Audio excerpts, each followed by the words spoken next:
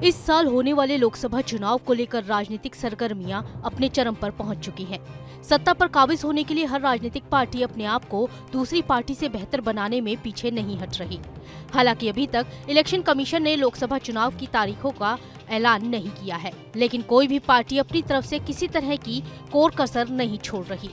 एक तरफ बीजेपी को सत्ता से बाहर का रास्ता दिखाने के लिए इंडिया गठबंधन एकजुट हो रहा है, तो वहीं बीजेपी इस बार 400 का आंकड़ा पार करने के लिए पूरी कोशिश कर रही है। प्रधानमंत्री नरेंद्र मोदी समेत बीजेपी के तमाम बड़े नेता ताबड़तोड़ रैलियां कर रहे हैं, क्योंकि बीजेपी को 400 पार सीटें हासिल करने के लिए मौजूदा सीटें बरकरार रखने के अलावा दक्षिण और पूर्व में भी अपनी ताकत बढ़ाने की जरूरत है। इसी बात को परखते हुए पार्टी की नजरें अब तमिलनाडु, केरल, तेलंगाना और आंध्र प्रदेश पर है। हालांकि बीजेपी ओडिशा और पश्चिम बंगाल में बड़ा लक्ष्य लेके चल रही है, लेकिन सच्चाई ये भी है कि पार्टी के पास दक्षिण में कर्नाटक और तेलंगाना को छोड़कर केरल, तमिलनाडु, आंध्र प्रदेश, लक्षद्वीप और पुडुचेरी में कोई सीट नहीं है।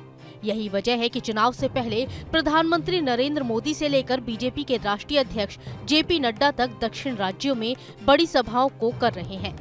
आंकड़ों पर नजर डालें तो दक्षिण की 131 सीटों में से बीजेपी के पास अभी केवल 29 सीटें हैं और इनमें से भी 25 अकेले कर्नाटक में हैं।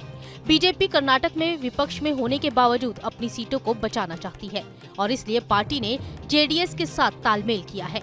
बात करें आंध्र प्रदेश की, तो यहाँ पार्टी ने टीडीपी और जनसेना से गठबंधन तय किया है, जबकि तेलंगाना में बीजेपी टीडीएस के साथ हाथ मिला सकती है। तमिलनाडु में 4 और केरल में 3 लोकसभा सीटों पर काबिज होने के लिए इस बार पार्टी ने अपनी पूरी ताकत लगा रखी है। पीएम मोदी 2 महीने में तीसरी बार तमिलनाडु का दौरा करेंगे। दरअसल साउथ को छोड़कर बीजेपी का प्रदर्शन देश के दूसरे राज्यों में काफी अच्छा है।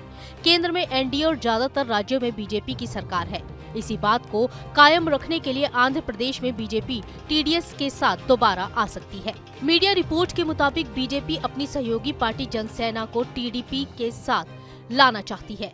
हालांकि पिछले विधानसभा चुनाव में टीडीपी, जनसेना और बीजेपी ने अलग अलग चुनाव लड़ा था, जिसमें टीडीपी को सबसे ज्यादा और बीजेपी को सबसे कम वोट मिले थे।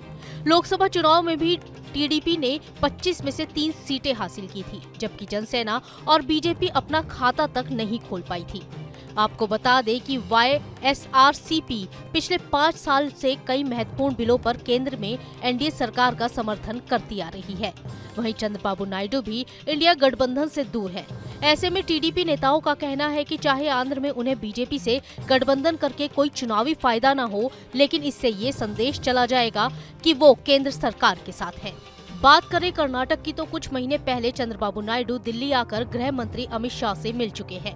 कर्नाटक में जेडीएस के साथ बीजेपी का गठबंधन हो चुका है, जबकि तमिलनाडु में एआईडीएमके से रिश्ता टूटने के बाद अब वहां बीजेपी छोटे दलों को अपने साथ लाना चाह रही है। केरल में भी बीजेपी की नजरें कई छोटे दलों पर है, जिसमें से कुछ के साथ उसका विधानसभा चुनाव में गठबंधन हो चुका है। दक्षिण भारत के अन्य राज्यों में भी बीजेपी गठबंधन के लिए सहयोगी दलों की तलाश में है। ऐसे में ये कहना गलत नहीं होगा कि इस बार लोकसभा चुनाव को देखते हुए बीजेपी ने अपनी रणनीति बेजोड़ बनाई है, जिससे वो विरोधी पार्टियों को जबरदस्त पटखनी दे सके। Team news nation.